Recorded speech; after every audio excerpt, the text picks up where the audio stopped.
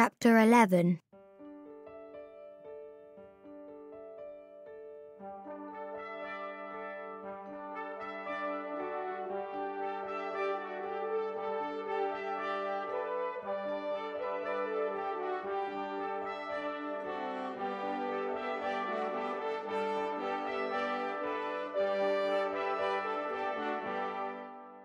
Morning came quickly as the clock chimed 6:30 a.m.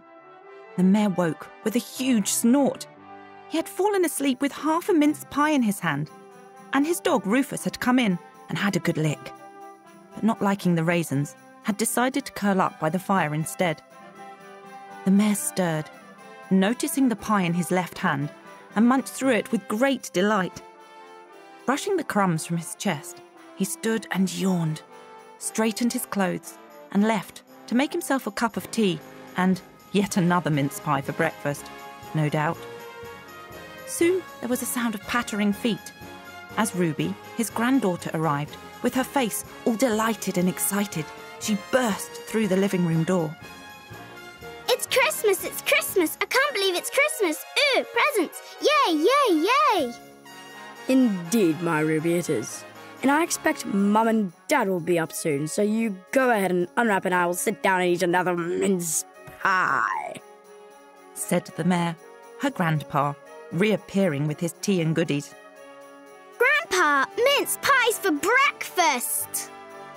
There is not a time of day when a mince pie will not satisfy, my love. Oh, what's this one? It's so squishy, said Ruby, as she picked up Raggedy Doll from under the tree. She crunched the paper in her hands and felt all around the edges.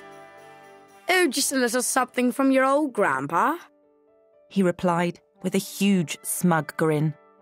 Ruby carefully unwrapped the paper. The ribbon and the wrapping flew in all directions as she squeaked with delight. Oh, you didn't! But Grandpa, how did you get this for me? I love it, thank you! She beamed as she threw her arms around his neck, making him almost turn blue from the tight hugging. The mayor, recovering quickly, handed her another parcel, all wrapped in parcel paper, tightly strung with brown string and with 3 colourful Christmas stamps on the corner. This is from your Auntie Joan in Wales. She sent first class and was sure you would love it. Don't know what it is? Quickly she tore the paper and out popped a beautiful, stunning-looking porcelain doll. She had perfect brown silky hair and fine airbrushed cheeks. Her dress was all green velvet with puffed sleeves and her hat the same material with a green and blue feather out of the side. Wow, it's another doll! This is amazing! 2 dolls! Say hello to each other. That's it, be nice. Oh, a hairbrush. We can play dress up. With the doll in each hand, both totally different from each other, she introduced them to one another and walked them along the edge of the Christmas tree, telling them all about the things around her.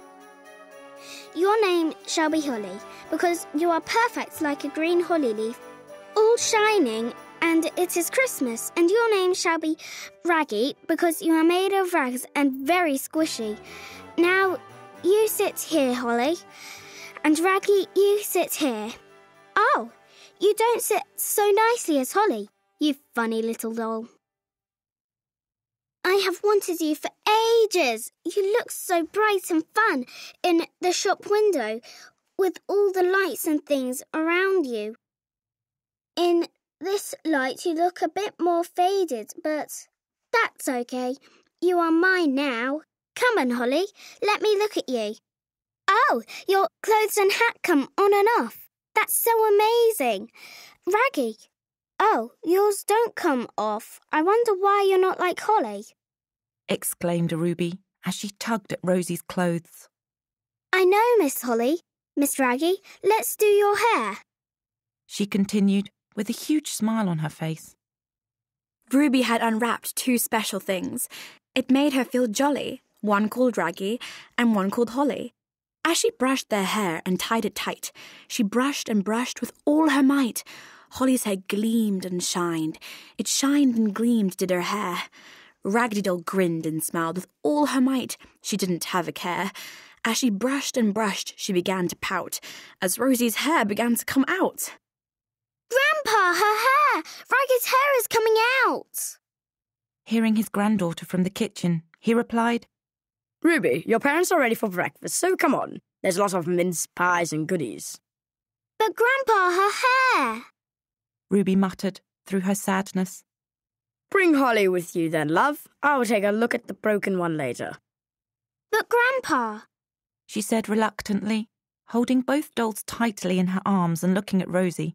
She placed her on the floor and said, I'm sorry, Raggy.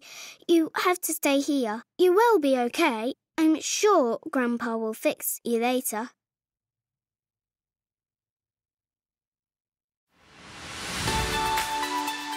Thank you for listening to this audio theatre presentation.